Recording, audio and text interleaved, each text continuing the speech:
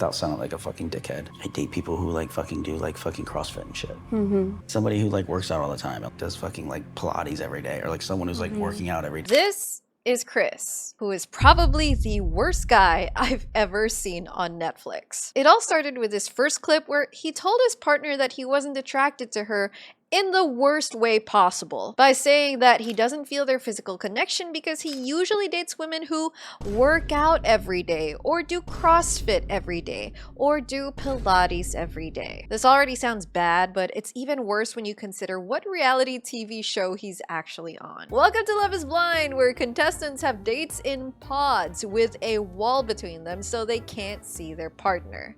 Dates go on for about 10 days straight, starting with a full rotation of the bachelors and the bachelorettes dating each other and slowly narrowing down over time based on who they want to date more. The only time they do get to see their partners is if they make it out of the pods as an engaged couple. This reality series is famously referred to by its contestants as an experiment to see if two people can fall in love sight unseen and based solely on emotional connection. And all things considered, it's a fascinating experiment with fascinating results. We get to watch contestants in an accelerated dating course. They flirt, they banter, sometimes they have little dates with flowers or food. They talk about their histories like they're in an interview. They talk about future goals for family, finances, work, and settling down and all that. And to be fair to them, sometimes there are genuinely tender or endearing moments, but a lot of the time it feels like blind therapy sessions in the pods. Anyway, once they're out of the pods, the couple spend a few days on a honeymoon, which usually involves a resort in Mexico and a gathering or two with the other successful couples.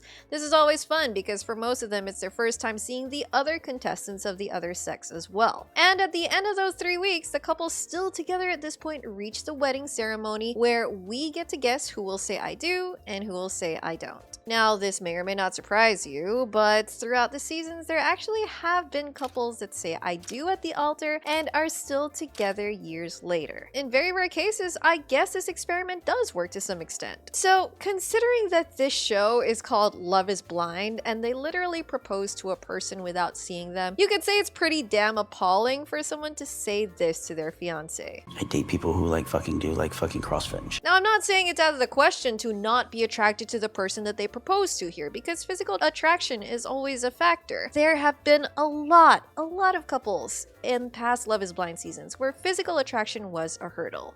And admittedly, some of them handled it pretty badly too, dancing around the issue, blaming their relationship shortcomings on other factors. Sometimes it's also just heavy speculation of body language and everyone turning into armchair psychologists that there's a lack of physical attraction from one end. Sometimes a couple is actually upfront about it, but does it in a decent way. Now, in Chris's case, the person he's saying it to is Jessica, a 38-year-old doctor. In my opinion, and I might be biased, I think she's really attractive. Still, to each their own, and to be honest, in this scenario, my personal take is that it's best to be upfront about issues with physical attraction.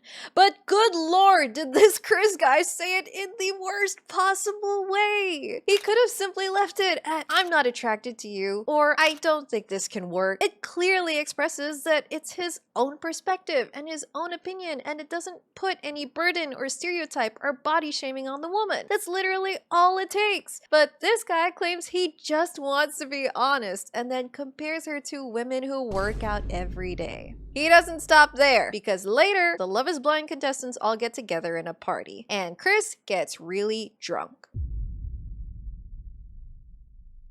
First of all, the editors decide to include some bathroom whispers between Chris and another engaged guy, Alex. Dude, Bree is so hot. And Connor, I don't care.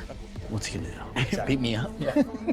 Yeah, right. He's talking about stealing Bree from Connor, who are currently an engaged pair out of the pods. For context, Bree was Chris's number 2, as in they were dating while they were in the pods, but Chris eventually chose Jessica instead. Now, I was kind of shocked by this inclusion of their bathroom whispers because I can't remember the last time production kept a bathroom voice clip in. I get that they were mic'd up, but wow, production really threw that in there for the drama. So now at the bar, Chris is approached by 3 women, Ashley, Priyanka, and Bree. Ashley is engaged to Alex, Priyanka is a single who isn't engaged to anyone out of the pods, and Bree, well, Bree is Chris's number 2, who is currently engaged to Connor. And another note about Bree, apparently Chris admitted to Jess, who he was engaged to. But like over the past 2 days, I was thinking about like what it would be like if I was with that person too. Just thinking about it. That he wondered pretty often how things would have been if he'd chosen his number 2, Brie. Yeah, I'm sure Jess enjoyed that. So in this conversation, Ashley and Priyanka are standing up pretty well against Chris's attempt to explain himself, with Brie at the side kind of being neutral about the whole thing. And then Ashley and Priyanka seem to be done with the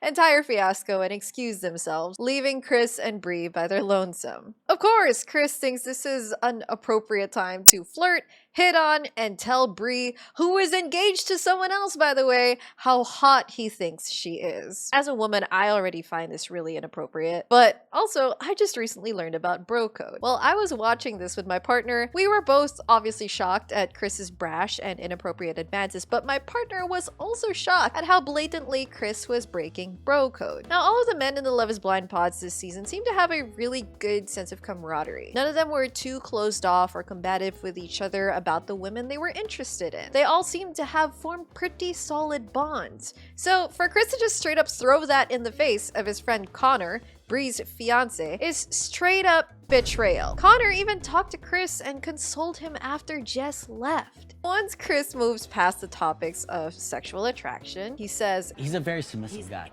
I'm not a submissive guy. I know. I'm not like that. Like, I would never be submissive in my life. and makes his potential chemistry with Brie all about the fact that he can dominate her and lead her and provide for her with assets and a Charles Schwab account. What is this man even saying? This angle that he's going for with dominance and assets actually has more to it that the Love is Blind viewers have been speculating about, but I'll come back to that because I just want to finish talking about how this absolute train wreck of a conversation finishes up. Chris goes back to the topic of sex. Appropriate. He starts asking Brie if her fiance Connor is the best she's ever had. Again, totally appropriate question to ask. Brie says no, but it's good. And then Chris takes this as an opportunity to reiterate how important sex is to him, and if it's not there, it's not there. And Brie tries to soften this up. She tries to chalk it up to an ick. But Chris just deadass says, it's not the ick, it's horrible. It's not the ick. It's hard. It's like horrible. And I feel like here he's very clearly referring to his sex life with Jess. And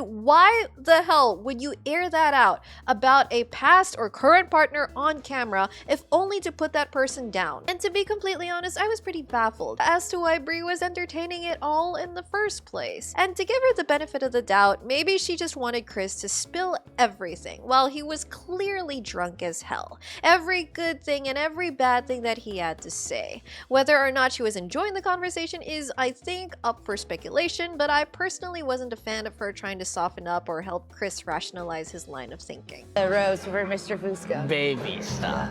At this point, Chris starts to go too far, even for Brie's taste, because the next thing he does is suggest that Brie was Connor's second choice. Chris says that when Jess confessed he was her first choice, Chris told Connor this.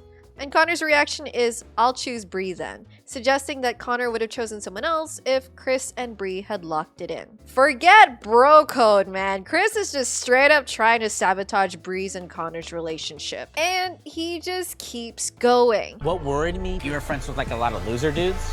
Then he brags to Brie that he would take her out to 4 seasons, and he says that's maybe luxurious to normal people. And at this point, it becomes increasingly clear that Chris has this sort of complex when it comes to wealth, or at least appearing like he has wealth. Now, however Brie's feeling during this conversation, the moment that Chris actually genuinely loses Brie is when he says this. I felt like we would have been like fuck buddies. Because Brie's face completely shuts down after that. She barely smiles, her expression is no longer open and receptive, and she looks like she just wants out of there. Brie is definitely repulsed by this because while she allowed Chris to yap on the entire time, she finally shuts it down by telling Chris that Connor is the only man among the bachelors she would go through this with. It's either him or no one, she says. If it weren't him, she would have dropped out of the show. The weird conclusion of this conversation is Chris saying, I'm Andrew Tate, apparently. I was really confused by that. It's almost like he likes Andrew Tate, but knows women don't like Andrew Tate. I don't know. Let me know in the comments how you would interpret that comment. I've watched a lot of Love is Blind. Not just Love is Blind, but a whole bunch of the other Netflix reality TV shows. And I don't think I've seen a person destroy their own reputation as quickly and effectively as this one guy. He is looking to be the biggest villain of Love is Blind US season 10, and maybe of like all the seasons of Love is Blind thus far. This guy knew that cameras were everywhere, and unless he's just truly unaware of how disgusting he sounds, I just wonder what made him think it was a good idea to say all of that. So as I brought up earlier, it was really interesting how Chris kept going on and on about assets and being rich and dominant, and it genuinely made me question whether his problem with Jess was solely about looks. So I'm going into speculation territory here, full disclaimer, but reality TV is made to be dissected, so here we go. Chris had this terrible conversation with Jessica a few days after they started living together post-honeymoon. One reasonable question audience members would ask is, did anything seem off during the honeymoon? And honestly, at least from the footage and editing shown, the couple seemed pretty solid while they were in Cabo for a few days. They were lovey-dovey, affectionate, affirming one another, and they seemed into it. It's highly possible that this is just them riding the high of meeting your fiancé in the flesh for the first time and finally being out of the pods, but as far as was shown, they seemed alright. The shift in attitude came after Chris visited Jessica's house. Now, based on her house, Jessica is clearly a successful woman. I mean, she's a 38-year-old doctor with a beautifully decorated home. And it's an even bigger space than Chris's apartment in the city too. During the actual scene of Jess showing Chris around her house, nothing felt particularly off.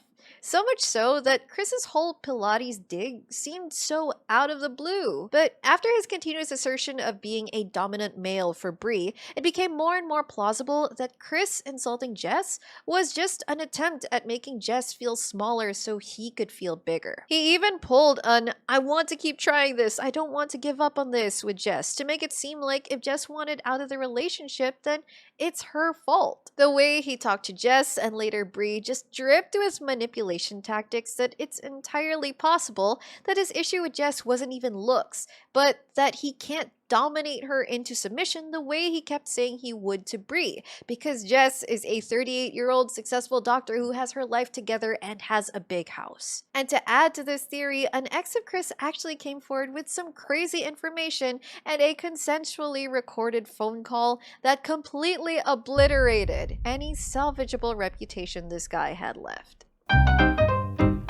I'm going to disclaim that it's pretty unusual for Love is Blind contestants to be severely affected by claims from exes outside of the show, either because the exes don't claim anything massively shocking, or there's enough reason to cast doubt on what the exes say, such that they remain in hearsay territory. There were instances before where cast members were rumored to have had a significant other while being on the show, but this particular testimony from an ex of Chris is very different. This ex, Marta, started gaining some traction when she posted a TikTok about him. Then she got invited to a podcast with Reality Steve, where she was given room to explain her whole experience with Chris. And I'll link it below if you want to watch it, but I'll summarize a lot of it here. According to her, she and Chris went on a few dates before he ghosted her to film Love is Blind. And upon his return, he reached out to her, she ignored him for a while, until he asked to see her in person and he would reveal to her why he ghosted her. After that, they started dating again and eventually established each other as boyfriend-girlfriend or significant others. Now, the first big thing that Marta emphasizes is that Chris never offered to split the costs of a trip they went on together. She footed the whole bill. And instead of taking the next opportunity to front the costs of their next trip, Chris cancels it because he can't justify the cost. The next thing was that he just eventually started ghosting her and distancing himself to the point where he'd only reply once a week, despite them supposedly being each other's boyfriend and girlfriend. They eventually talk, she tries to get clarity, he gives none, and she's pretty ready to give up on him. And he calls again, she doesn't pick up, so he leaves a really nasty voicemail. He says things like, "Just had a $900 dinner, I hang out with random bitches and like to fuck, go fuck yourself." It was a 40-second voicemail that contained all of that. Moving on to the actual phone call that happened right after the voicemail, though, I'm just going to list some of the things he says here. Among his quotable quotes are, "You're gonna meet somebody. I hope they're rich. I hope they're a doctor. I hope they make a lot of money because that's your only hope in life. I want you to live the life you want to live with a white fucking giant fucking house on the lake with 10 kids or whatever. I don't expect you to go, I miss you, I miss you, I miss you. I don't give a fuck. I don't give a flying saying fuck. Just imagine that in a man's voice getting increasingly condescending, and it gets worse. And at this point, it's hard to quote because he just kind of gets repetitive and incoherent, so to summarize, he brings up Marta's friends for talking about how much they earn and spend. And he says, poor people say that all the time and I love it. He brings up some $60,000 of debt of his, and then he says, I don't give a fuck about $60,000. I was $380,000 in consumer debt. You think they're gonna give somebody money if they don't make money? This is such a weird flex. He brags about making $790,000 in 1 year, and then brags about the fact that he didn't pay taxes. He didn't pay a single dollar in taxes, he says. And then he also throws in there, you can record this and do whatever you want, send it to whoever. And oh gosh, this girl does record it. Chris also says that his attorney told him not to talk to anyone about this shit. And yeah, man, you should have listened to your attorney because here we are. He brags about being with a girl for 7 years whose dad was worth $7 million. He brags about paying $20,000 to go on vacation with this bitch at the Four Seasons. And he says, you can follow my Instagram at some point and I'll be in the Four Seasons in Tokyo. And then she hangs up on him. That was a 12-minute call. None of it was good. The sheer emphasis on finances, debt, income, spending, money, and wealth reveal a lot about what he bases his ego on. And the way he keeps going back and forth about it with huge claims of earning this much and not giving a fuck, and then comments about poor people. There's something really awful going on with his self-image and how he sees and treats other people that I don't have the psychology degree for. As entertaining as reality TV shows are, I think it's genuinely concerning when someone like this guy pops up on them. Part of me thinks that Chris got a ton of screen time because the producers also wanted to expose his frankly terrifying behavior. A lot of Love is Blind viewers are using him as a call to improve the show's casting so that women aren't exposed to these assholes, which is fair because it's at best a shocking experience and at worst a dangerous one. But when people like these do end up on a public platform where their terrible behavior is on full display, it's a pretty stark reminder that they exist, and we need to be very careful of any signs or red flags that could reveal this type of person. Anyway, that's all I have for this video. I know it's very different from the previous handful of videos I have on this channel, but what can I say? I have a diverse preference with TV, and I felt like discussing trash reality TV shows needed a different approach. So leave a like if you enjoyed. Let me know if you know of this Chris shenanigans if you watch Love is Blind, and if not, let me know what you think anyway, and I'll see you soon.